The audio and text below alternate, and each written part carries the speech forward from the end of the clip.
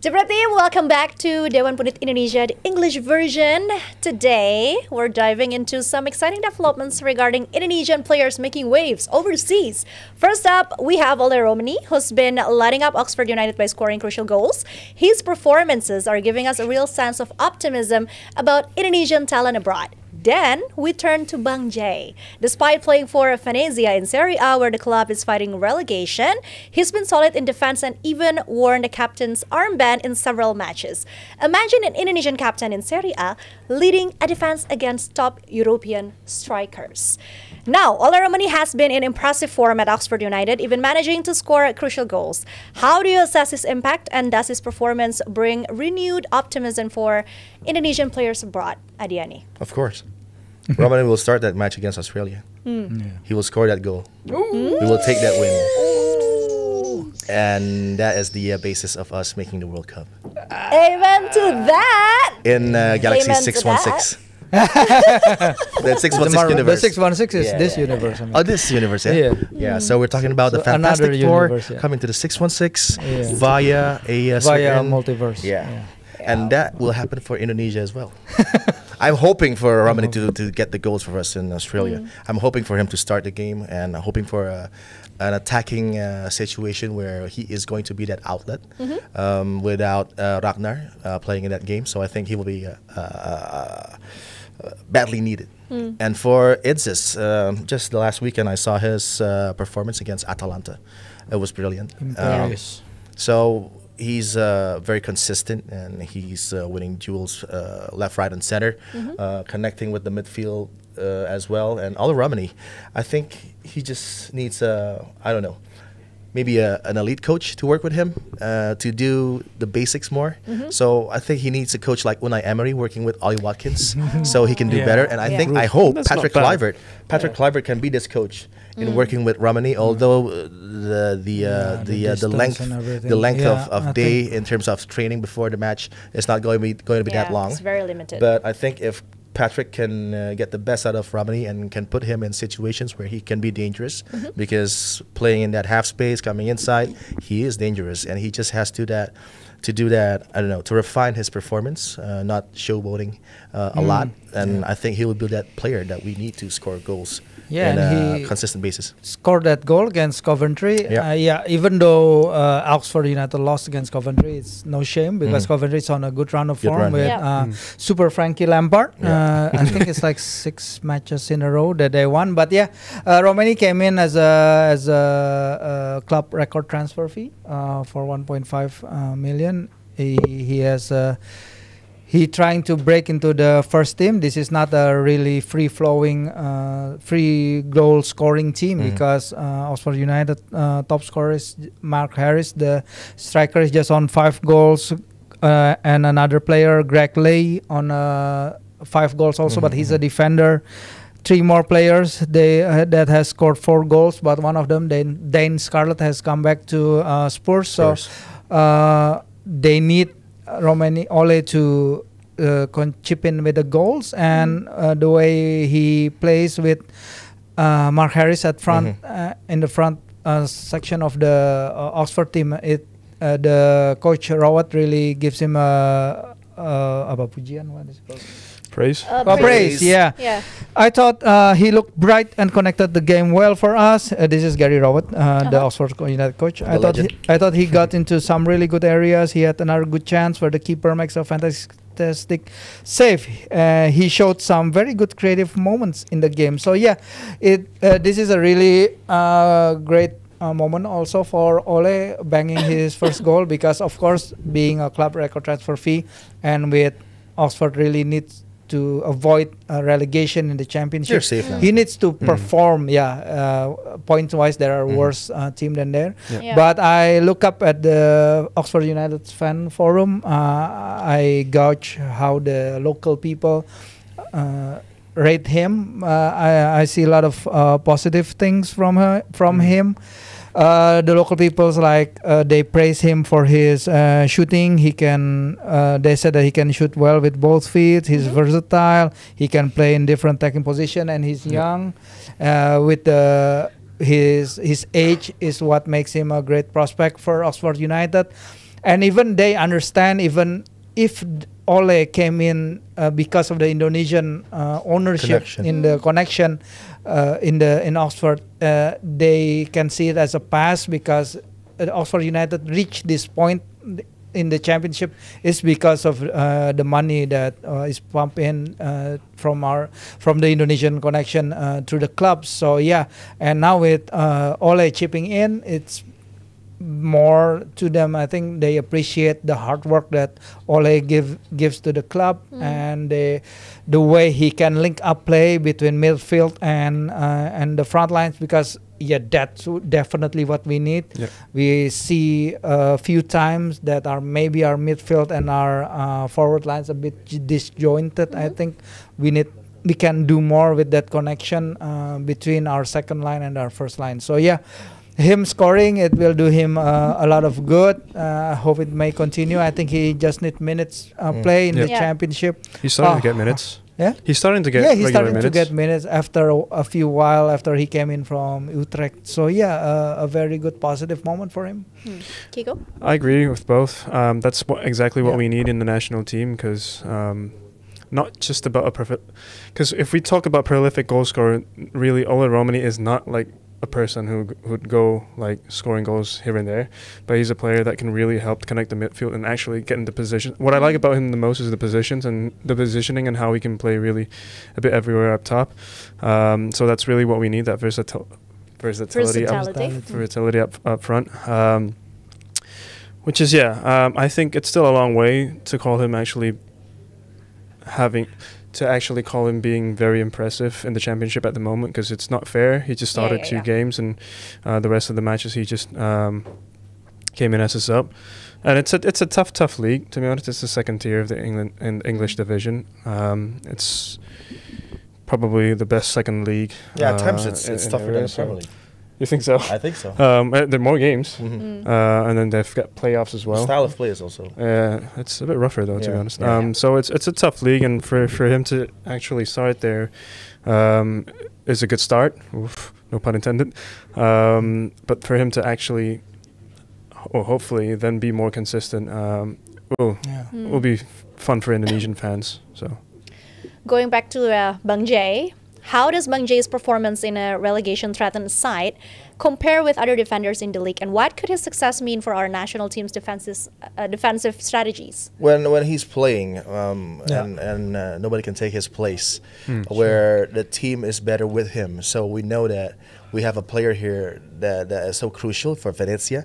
The leadership, the way he communicates with the team. With Puyan Palo now out, I think he's now the main leader. The main captain. Yeah, I think Busio is a great player, but Jay Idzes is the go-to guy. Eusebio Di Francesco talks a lot with the captain, and on the pitch with the results lately, playing against an ultra-attacking Atalanta with shots galore, but keeping a clean sheet. Very impressive play for Venezia again. It's a blessing for us to have Jay Idzes play for us in that central of defense, and the potential of him moving to the likes of Juventus maybe next season is going to be massive. And Juve know that if they can get him, and they can get the Indonesian public as well. Yeah, with Juventus also having an Indonesian account, they know how high the engagement really is. No, I agree with Jay Idzes as well. 13 wins and 13 draws. Imagine with Jay Idzes, you cut half that draws, and Juve will be champions again. With Jay Idzes' number with Venezia this season is very impressive, I must say. True. Most start, most minutes, most 90 minutes play, most live ball passes, 1,110. It's most in the squad. Second most tackle with 22. Most blocks, most shots blocked, most clearance, and a leader's performance at the back. The way he constantly shout. I think when I see him, he constantly communicates with the back line. He always raise the other players up. He always gives memberikan semangat, giving encourage all the players. And I think it's a very, very it's in his character. I think he's a born leader, and it's great to see him playing as well as he is right now. And the timing of the challenge. He's not a defender that tackles a lot, but when he does, it's always perfect. Always has a crucial block, a save on the line, winning headers, winning the second balls as well. So in that back line, Venezia has a gem, and scoring against Juventus as well. I did that game, and he was excellent in that game. Make things difficult for the Juventus attacking line. So I think it's not a surprise that Juve wants him next season. Reports suggest that 11 Australian players are currently injured, a situation that could significantly impact their performance. How might this influence the upcoming match, and what advantages does it offer to the opponents? These are the names of Australia absences versus Indonesia. The three starters, I think, in the back line, Cekati, Suta, and Cameron Burgess are all out, but I think they have cover there. Yeah, well, I contacted my journal friend from Australia, and Did you have coffee with him? Yeah. Not exactly. Virtual coffee, yes, with Zoom. But yeah, he told. I asked him about the injury situation with Australia. Some players, he said, are coming back. Yengi has returned playing for Portsmouth, so he's available. Dang is still injured. Of course, Sotar injured. Sirkati, Matthews, long-term injuries. But Irakunda is fit, and he's playing very well in Switzerland. This is a real threat for us. And Metcalf, he's not sure, but Boss is injured. So a few players are back, but I think not as 11 as it's shown. I think a few players will be available for Australia, but they do have that injury crisis. And if there's even talk of promoting the one player from the under-20 winning side from the Asian Cup, the centre back Panagiotis Kikianis is playing in Adelaide. Great modern player, highly rated in Australia. There's talk of him stepping up to play in the senior team after the injury crisis at centre back. From that team, I did the game, the final. Of course, you did the game. You always have coffee with players. You always did the game. The most important games, Adi. In that side, they have 7 Adelaide United players playing. So it's going to be easy for Popovic to get... To integrate. And Kikianis is playing for Adelaide in the senior side, performing in 20-plus matches. And I think in that age, he is the most experienced player that has the amount of performances in that A-League. So Kikianis, a very sound defender. I think even better than the likes of Cameron Burgess and Suta. That refreshing. He's very steady. And then they have Yule as well in that midfield. Yule is also a great player, and he can fit in if Metcalf is not playing. So I think those two, a great name. And in front they have Luka Jovanovic, who plays for Adelaide as well, and 42 appearances in the senior side with 11 goals. Before that, in the junior side, 35 matches, 33 goals. Wow. He's got all the stats there. Stat man. We have to do incredible stats. Because he could come up with a stat for have to stat counter him. Counter-statting. With such significant injury crisis, how should teams tactically approach the game, though? Well, this is the big question, because we still don't know the preliminary squad that Patrick is gonna call, because a few national team, I think like Argentina and a few more, has already announced their preliminary squad. With our national team, maybe it's the fastest is maybe on the 11th, but we're still waiting for Clever to announce his squad. They say there will be a few surprises. We still don't know how big of a surprise this preliminary squad is. But we hope that he can integrate his ideas quickly, communicate his ideas well with the players, because we needed that. We need the team to be solid from the first day. We need to exploit every weaknesses that Australia potentially will have, because Australia under Popovic undefeated in 4 matches, and they held Japan at Saitama 1-1. This is a very, very good team despite of all the injuries. especially with like I don't know 10 more days. No, 15 more days. 15. Yeah, 2 more weeks. 15. 2 more weeks. A lot can happen regarding the injury side. So yeah, we're gonna see. I'd like to see us from an Indonesian point of view play more positively compared to what we used to be. Yeah, no, and actually be able to score in that system, especially having Patrick being used to that total football. But I think it's a bit risky if you play open.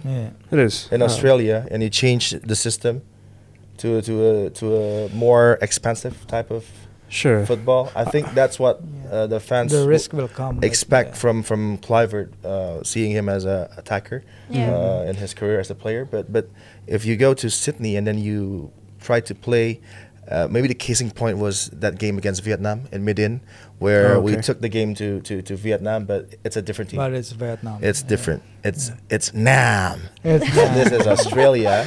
Caught me off guard there.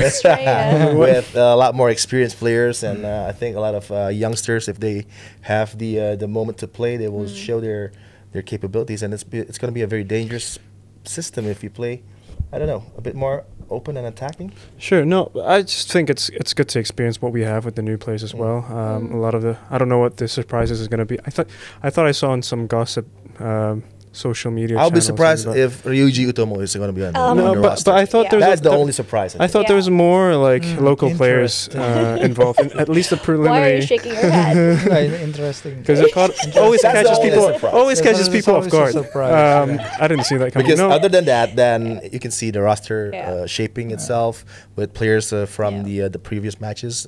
Not going to be a major change, but I think just a couple of names maybe. Sure, but it's still preliminary. The squad's still going to be preliminary. I think Patrick needs, a long time to discuss with the team to decide who's going to play. Sure, it can be a risk, but I think it's best to experiment with what we have, because we didn't sign Ola Romeny to. Maybe it's going to be good in just the counter situation, but we didn't sign him just to play on the other half of the space. So I'd like to see us playing a bit more positively, even though there's a bit of a risk. Sorry. Special question from Abrar.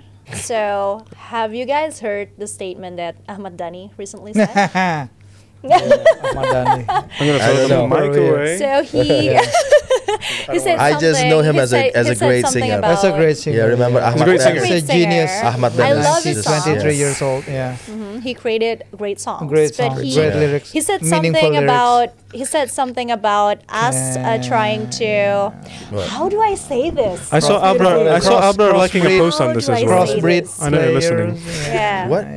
Yeah, he's laughing. He said something about. They need adamantium to do this. No, he said. Crossbreeding? Do you want me to say it? Because I don't really know how to say it. Are you trying to be safe? Or you don't I'm trying to be safe as well. No. Because he said something about don't for PSSI not to use too much foreign players that actually look like foreign players. Yeah, I wouldn't say that. Foreign players.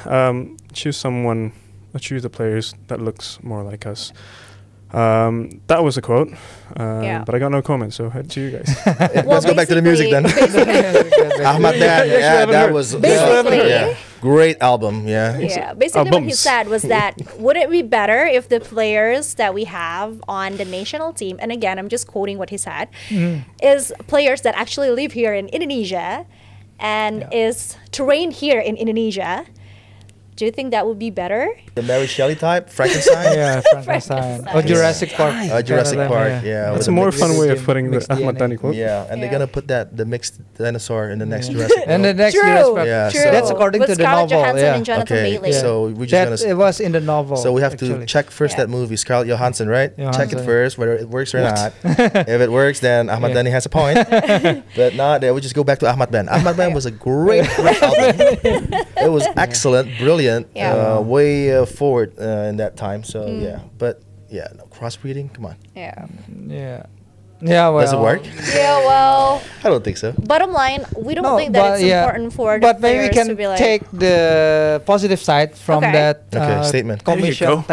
Commission 10 meeting is that Joey and Dean, they said they're prepared. Dean played very well. Go ahead. Go ahead Eagles. Against PSV. Was he playing in the left wing position or left back position? On the left wing back, Left wing back, 2-0 against PSV, right? 2-0 against PSV, Everybody wins against PSV. they showed their commitment to play for Indonesia. They said that they have Indonesian blood running through them. So yeah, it's great to have those kind of players, like they're willing to play for us. It's very refreshing. And yeah, but this is today is like the 5th of March. I think the deadline for the registration of players, I think it's on the 10th or something. Yeah, 10th. Yeah. Oh, is it? So yeah, it's gonna be. We're cutting it quite close to the deadline. Yeah. They're gonna play. They're gonna play. You think? I think so. Okay. So yeah. So that's nice. I think so. So that's nice. More steel in central midfield because we know we needed that. That more energy in midfield for cover in the second half. So but I think if Pelupesi plays alongside Tom Haya, then it's going to be more attacking. Oh yeah, sure. Then you play Ivar Jenner in that You position. think he's going to play as an 8, not as a 6? I think a 6, but he's going to be a 6 that's very flexible, because Tom Haya can't keep his performance on the level that we know that he can for 90 minutes. But again, in that game against Ajax, he played, I think, excellent. But the situation with Almere City is they don't have very difficult. They don't have the quality player up front. But now, if you see Indonesia, we got the likes of Ole Romeny and maybe some other player that's going to play up front or with him. We don't know whether it's striker or another player. So it's going to be a very key area. If you see, if it's either Pelupesi or Jenner playing, then we can see the approach from Kluivert to be more braver, coming forward, taking more risks and chances, playing a lot more higher. Or with Jenner, you can cover in 3 positions on the back line. So yeah, and the license for Mace Hillhurst to come forward. And step into midfield. I think that'll be key. That will be interesting how Hillhurst associate himself playing with the back line, because we cannot judge him by the games against Bahrain and China. But we can judge him by the game against Manchester United for 20. Yeah, for 20. But we cannot judge him with the game against Bodo Glimt, where he scored the mistake with the OG. But that OG OG is a typical defender trying to save the back line, because he can't take the risk of getting the ball towards the guy going forward from the blind side. So I think that's a normal situation. But I think what Hillhurst has bring to Twente is that control from the back line, which I think can be only copied now by Aymeric Laporte. Ooh, nice. He's in that type of mold of player. So if you give the freedom, this is not going to be easy for Kluivert as well, and the egos for all the players in that side as well, our side. But if you give Mace Hillhurst the chance to build from the back, to control the tempo, to distribute, and to mix his passes, going short, going long, I think he has all the attributes in becoming a key component, one of the best, I think, if he can be, I don't know, coached by Patrick in that game against Australia and Bahrain. I want to see Hillhurst and Idzes forming that back line. Maybe if Patrick wants to play that four at the back, it will be different from what we've accustomed to, but maybe there's something there that the national team can build on for the future. Well, the most important question is, will you be doing the match as well? Oh yeah, of course. Of course. Of course. So we'll be hearing your voice then. Don't forget to watch it. Australia, Bahrain. It's always Right. So anyway, with special guests as well. Oh, really? Of course. We've been doing it for the last couple of matches. The last one was Ramdhani Alastaluhu for the under-20 game. Oh, yeah. Cool. Okay. So yeah, anyway, that wraps up our conversation on today's episode. Thank you so much for watching DPIEV. Thank you so much for being here, you guys. It's always a pleasure. Likewise. To share the conversation with you. We'll see you guys next week, Jebret Team. See ya.